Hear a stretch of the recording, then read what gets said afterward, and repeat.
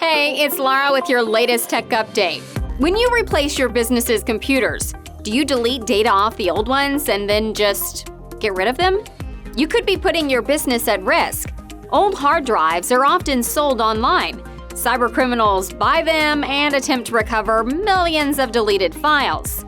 Even if your hard drive's damaged, there's still a chance data can be recovered.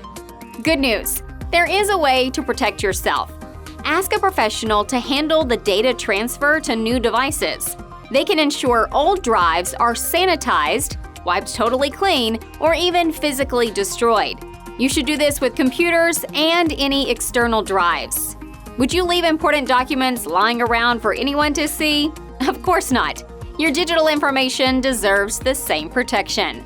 If we can help, get in touch. That's your tech update. More next week.